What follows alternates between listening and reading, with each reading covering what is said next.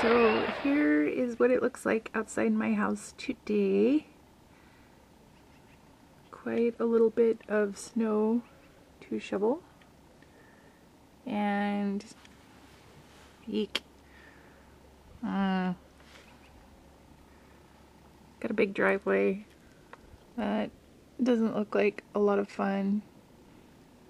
And snow still falling down.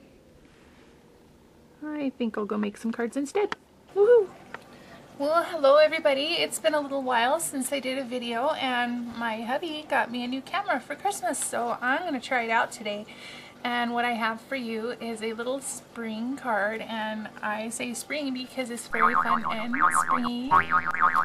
This is an interactive card, and I thought it would be a lot of fun, not just for this spring season, but for kids, which is the focus of cards that I'm making right now. It's just fun little cards for kids to have. I'm going to show you how to make this card from start to finish and show you everything that you need to make one the same or similar. So if you're ready, I'll gather my supplies and show you what you need.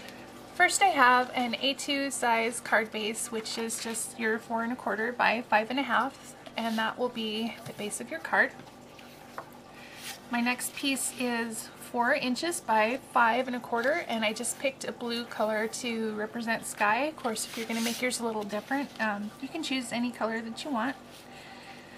That will be the base that goes next, and you can go ahead and adhere that down because there's nothing about this card that you're going to need to build later or attach later or anything. We're ready to start with this layer.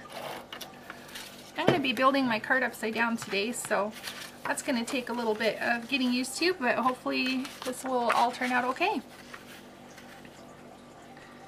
I've got my blue card stock mounted now. I think we're okay there in the center.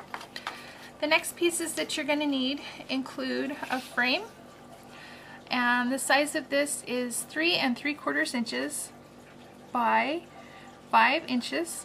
And what I did next was just take a little nestability or a die cut or something to cut a circle in the middle. You could use a special shape if you'd like. You could use a square, whatever you want. And that will be the next layer here, but we're going to do some other building with it first. I used my Cricut to cut a little piece of grass. There's border punches that will cut you some grass, or you can use those special shaped scissors that kind of make the little grassy shape stuff. That would be fine too. And I also have a little piece that is, let's see, this is about 3 1/2 inches by about 1 1/2 inches. I used a little border punch along this edge to make it just look like a rolling hill. You can freehand that or do whatever you like. I'll show you how to assemble these next. What I did with my grass was simply just adhere it to the back of this frame so that this is the only piece that is attached directly to the frame piece itself.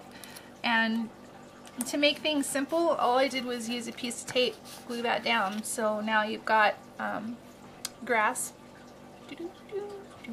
Okay, and then the little rolling hill part, I'm just going to try and figure out about where I want it on my card, which is going to be about right there.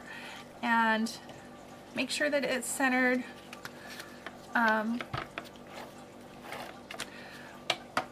I don't like to use a whole lot of glue at first, just to make sure that it's going to be where I want it and that none of the parts are showing once the frame is attached. So I'm going to go about there.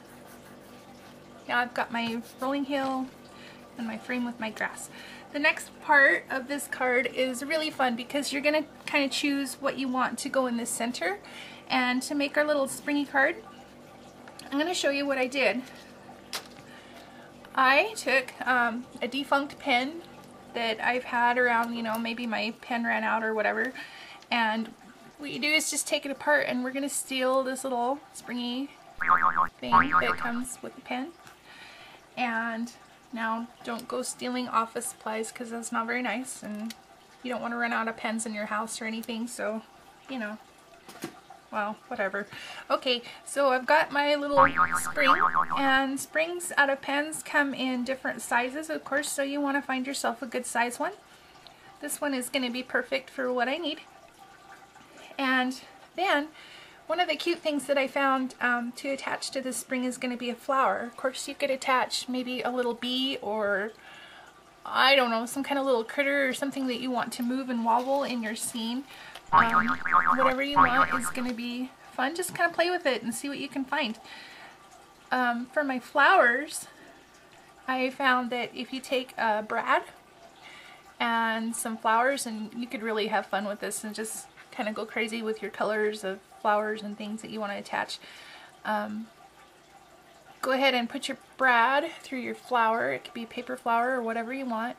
And then when you open your brad on the back side, what it does is, you know, leaves you with those little wings. You can attach this easily to the spring just by poking the ends of the brad down inside the top of the spring. I want to make sure that this is really secure to my card, and so what I did do is use some hot glue, just a little hot glue gun.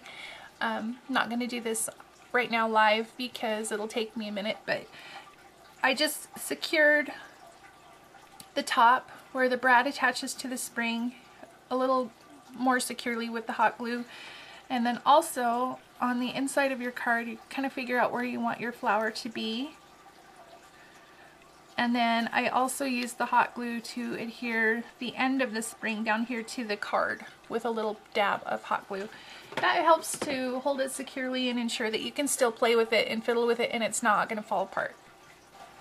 Okay, so I did take some time to go ahead and use my hot glue to glue my flower on to the spring and glue the spring to the card. And you can see that I've got a pretty generous daub of glue right there to hold that on.